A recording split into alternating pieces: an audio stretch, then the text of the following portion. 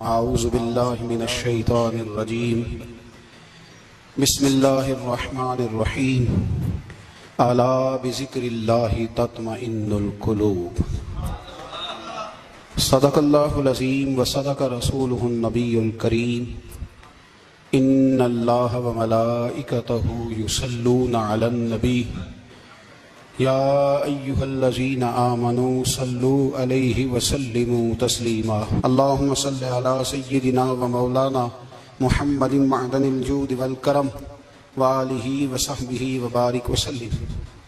تمام تعریفیں حمد و ثنا اللہ تعالی جل جلالہ کے لیے، زاں بعد درود و سلام نبی اکرم نور مجسم شفیع معظم احمد مجتبیٰ جناب حضرت محمد مصطفیٰ صلی اللہ تعالی علیہ وسلم کی ذات والا صفات کے لیے حمد و صلات کے بعد قرآن مجید نے ارشاد فرمایا الا بذکر اللہ تطمئن القلوب، فرمایا خبردار ہو جاؤ، اللہ کے ذکر میں ہی دلوں کا اطمینان ہے، اللہ کے ذکر میں دلوں کا چین ہے۔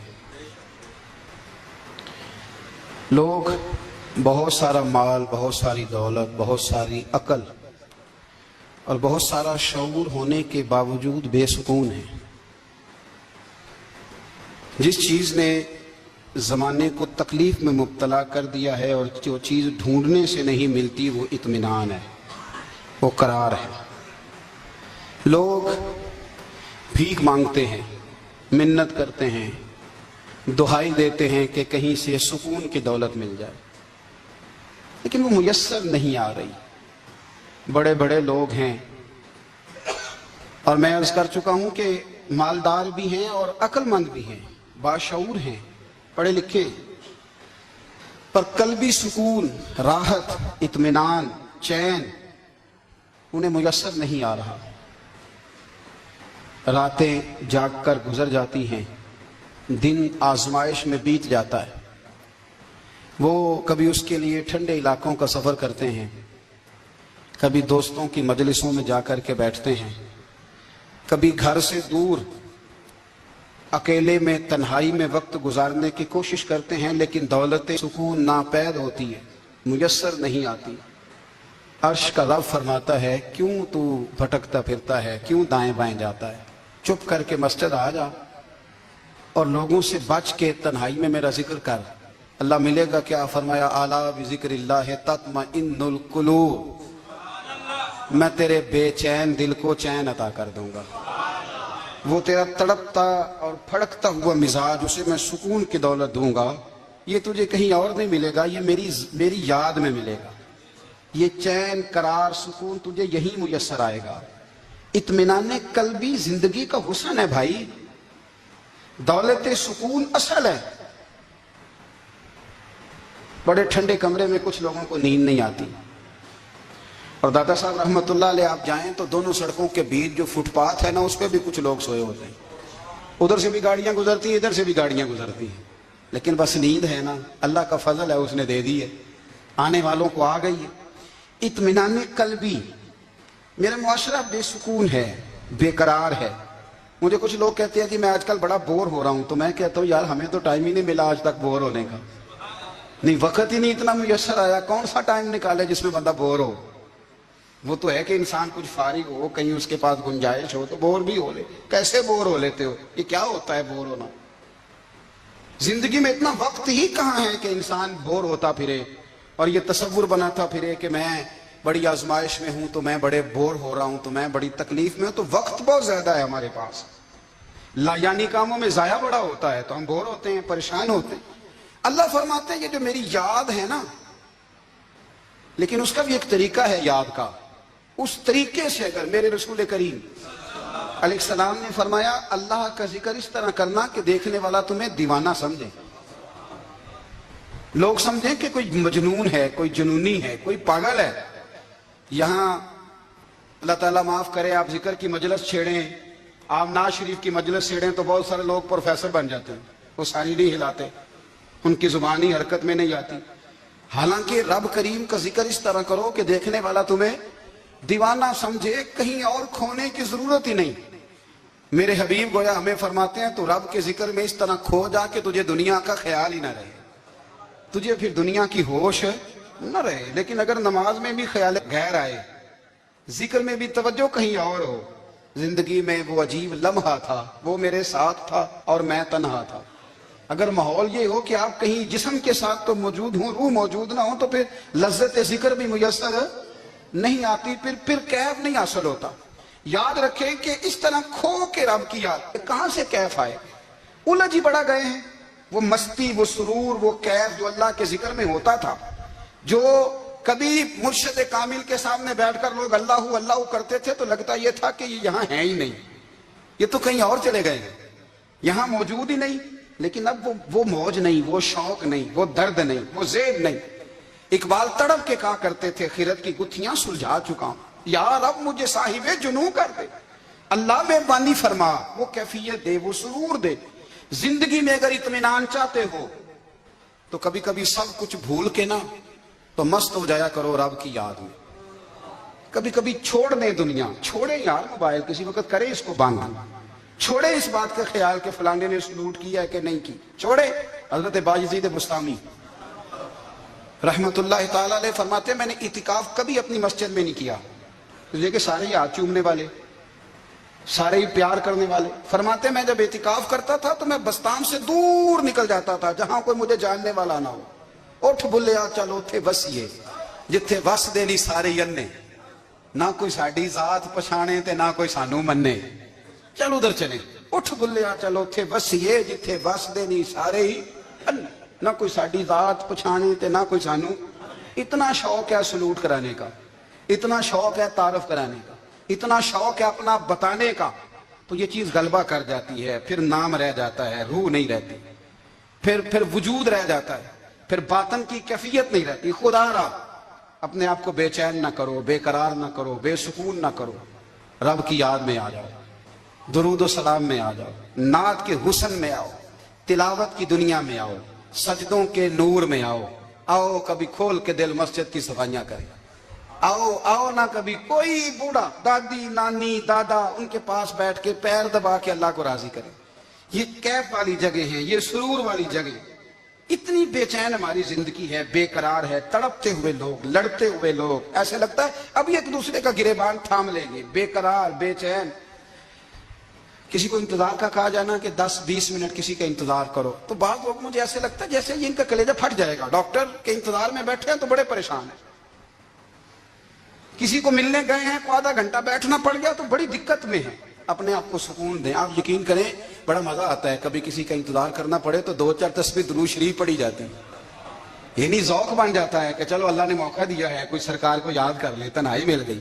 ہمارا مزاج جس سختی کا شکار ہے، وہ سختی آہستہ آہستہ ہمیں زیادہ آزمائش میں ڈال گئی۔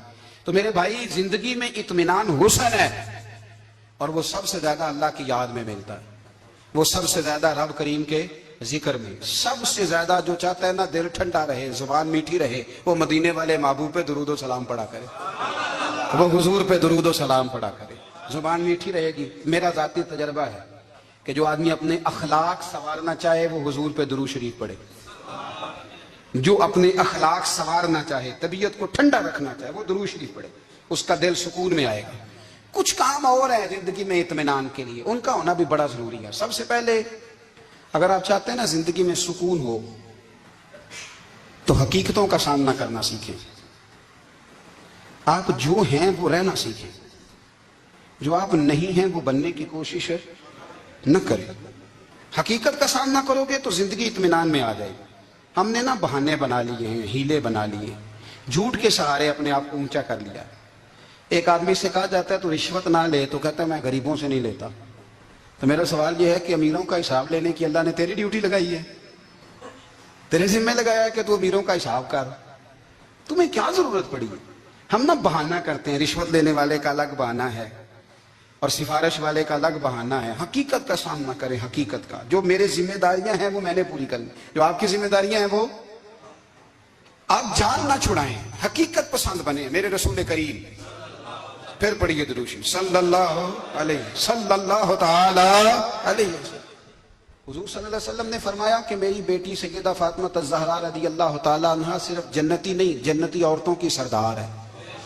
لیکن حضور نے یہ بھی فرمایا کہ فاطمہ یہ خیال رکھنا اگر اللہ نے حساب پوچھا تو حساب تم نے خود دینا ہے۔ حقیقت کی طرف توجہ کرائی حضور نے، وہ صرف جنتی نہیں، جنتی عورتوں کی سردار ہیں، پر حقیقت کی جانب توجہ۔ میں حقیقت یہ ہے کہ اگر مالک نے حساب پوچھا تو اس کی تیاری بھی کرنی ہے۔ دیکھیں نا، ہمیں کچھ یقین نہیں، اللہ معاف کرے کہ ہمارا حساب کیسا ہوگا، لیکن کتنے آزاد ہیں۔ یعنی بڑی دلیری سے بندے کہتے ہیں فجر نہیں پڑھتا جی، 3 پڑھتا ہوں جی، شاہ رہ جاتی ہے جی، کپڑے صاف، بڑی دلیری سے۔ اور سیدہ فاطمہ الزہرا نے ساری رات مصلی آباد رکھا ہے، حالانکہ انہیں یقین تھا کہ رب مجھے بغیر حساب کتاب جنت دے گا۔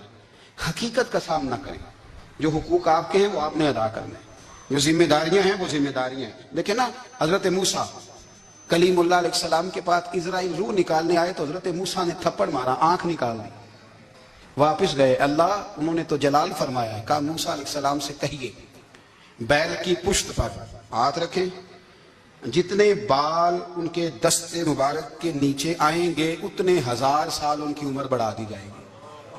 یعنی میرے کان میں کوئی بتا دے کہ جناب 60 سال بڑھ گئی، یا آپ کے کان میں کوئی کہہ دے تو خوشی ہوتی ہے کہ نہیں؟ لیکن یہ حقیقت پسندی نہیں، اس لیے کہ 60 بھی گزر جائیں گے، 70 بھی، یہ حقیقت نہیں۔ حضرت موسیٰ کلیم، چلے میں مثال دیتا ہوں، سمجھ لے 10 بال، حالانکہ بہت زیادہ آتے ہوں گے، 10 بال اگر حضرت موسیٰ کے ہاتھ کے نیچے آئے تو 10,000 سال تو عمر بڑھ گئی نا۔ 10 یعنی 10 سال نہیں، 10 100 نہیں، 10 بہت زیادہ تھی نا۔ حضرت موسیٰ کلیم اللہ علیہ السلام سے آ کے عرض کیا گیا حضور بیل کی پشت پر ہاتھ رکھیں، جتنے آپ کے ہاتھ کے نیچے بال آئیں گے اتنے 1000 سال عمر بڑھ جائے گی۔ تو حضرت موسیٰ نے حقیقت پسندی والی بات کی، فرمایا پھر کیا ہوگا؟ 10,000 سال کے بعد پھر کیا ہوگا؟ کہا حضور جانا تو پھر بھی ہے، فرمایا پھر ابھی چلتے ہیں۔ اگر جانا ہے نا، جانا ہے تو پھر، اگر جانا ہے تو پھر ابھی۔ اور سجنوں اگر نماز پڑھنی ہے تو ابھی کیوں نہیں؟ اگر داڑھی رکھنی ہے تو پھر رمضان کا انتظار کیوں کریں، ابھی کیوں نہیں؟ اگر سچ بولنا ہے تو پھر، اگر رزق حلال کھانا ہے تو پھر انتظار کا ہے گا۔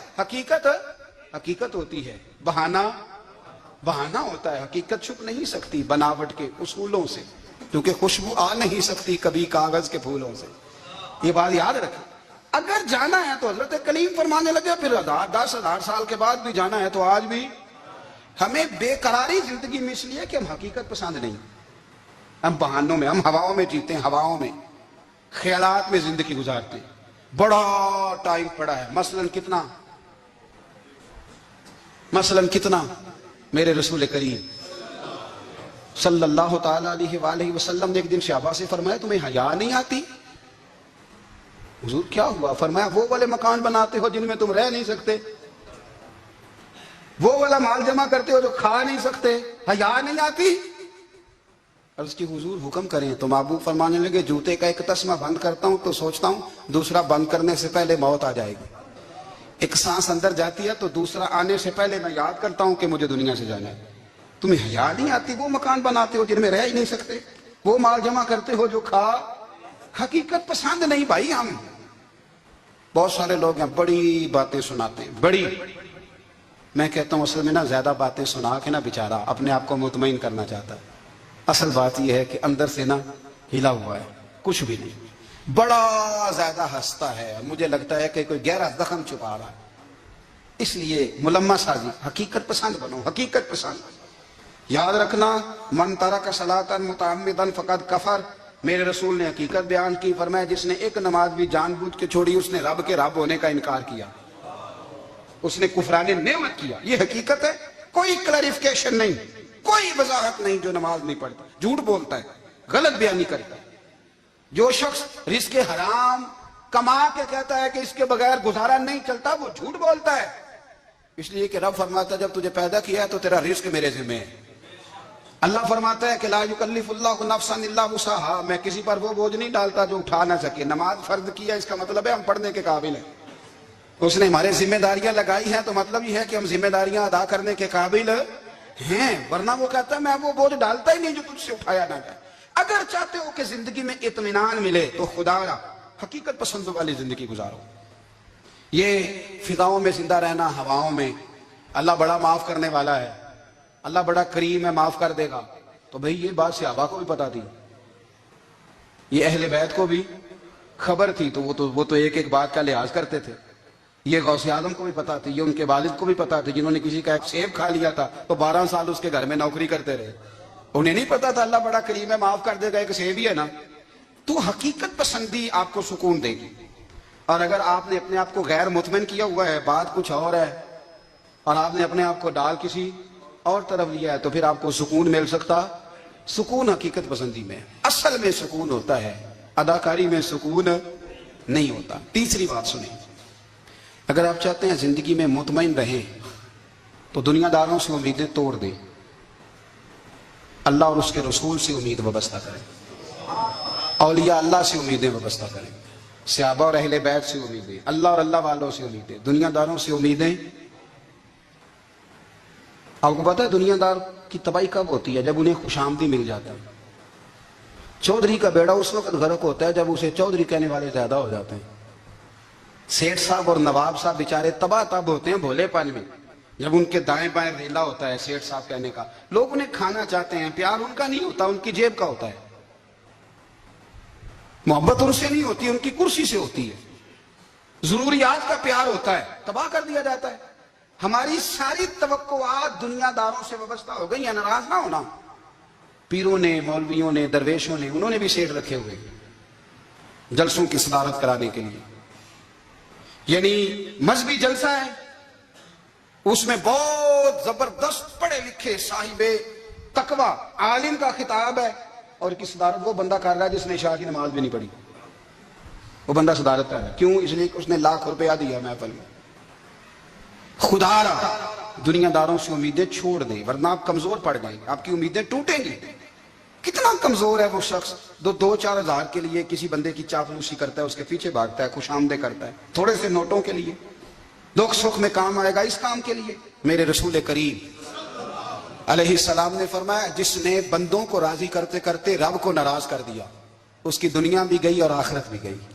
اور فرمایا جس نے بندوں کی پرواہ نہیں کی، اللہ کو راضی کیا، فرمایا اگر رب راضی ہو گیا تو لوگوں کے دلوں میں بھی محبت پیدا فرما دے گا.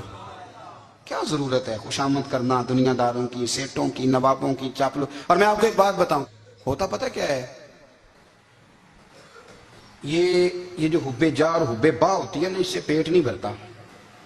آپ کو اگر خوشامد کرنی ہے تو پھر آپ کو ساری زندگی کرنی ہے. پھر ان کو بھی پتا ہوتا ہے کہ تعلق کس بنیاد پر ہے، اس میں کبھی بھی خلوص پیدا نہیں ہوتا. آپ بے چین رہتے ہیں، بے قرار رہتے ہیں، آپ کو تکلیف رہتی ہے ہمیشہ. کبھی بھی دنیا داروں سے امیدیں وابستہ نہ کریں. ایک بات سنیں بڑی شاندار، امام غزالی نے لکھی ہے. امام غزالی فرماتے ہیں کہ ہارون رشید نا حج کر کے واپس آیا بغداد میں، تو کونے میں حضرت بہلول دانا بیٹھے تھے. رش بہت تھا، مجمع بڑا تھا. حضرت بہلول دانا بھی سڑک کے کنارے بیٹھے تھے. تو سپاہی کہنے لگے یہاں سے اٹھ جاؤ. فرمانے لگے ہارون رشید کی زمین نہیں، زمین میرے رب کی ہے، میں کیوں اٹھوں؟ وہ قریب سے گزرا تو سلام لی. تو آپ نے اس کا پروٹوکول دیکھا تو فرمانے لگے ہارون رشید تجھ سے تگڑے تگڑے موٹے موٹے پروٹوکول میں نے لوگوں کے دیکھے ہیں، اور یہ جو تیرے دائیں بائیں آج تیرے نعرے لگا رہے ہیں، یہ پہلے ان لوگوں کے نعرے لگایا کرتے تھے.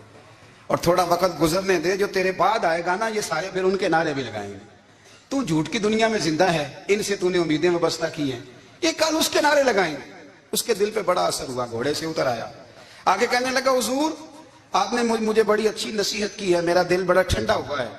میں نے سنا ہے آپ مقروض ہیں، کچھ لوگوں کا قرض، تو مجھے کوئی حکم ہی کر دیں. آپ ہنسنے لگے، فرمانے لگے یار تو بڑا ہی بیوقوف ہے، بڑا ہی بیوقوف ہے تو میں تجھے نصیحت کر رہا ہوں تو مجھے الجھا رہا ہے. حضور کوئی حکم کر دیں. کیا خوبصورت انداز ہے رب کریم کے بندوں کا.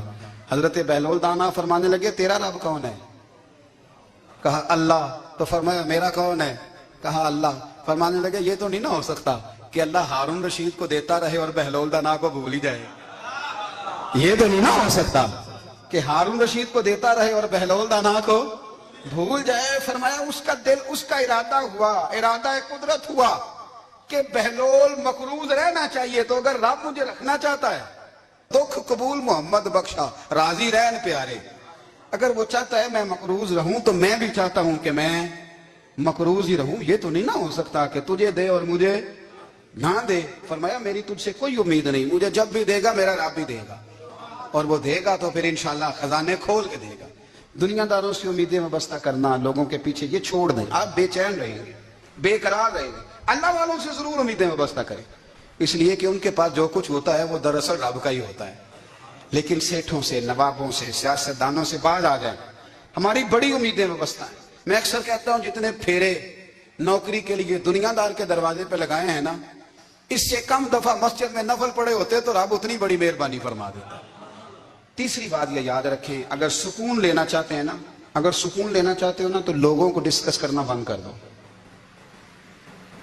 کس کو اللہ نے کتنے پیسے دیے ہیں وہ جانے اور اللہ جانے، کس کو اللہ نے کتنی گاڑیاں دی ہیں وہ جانے، اور لوگوں کو ڈسکس کرنا جی۔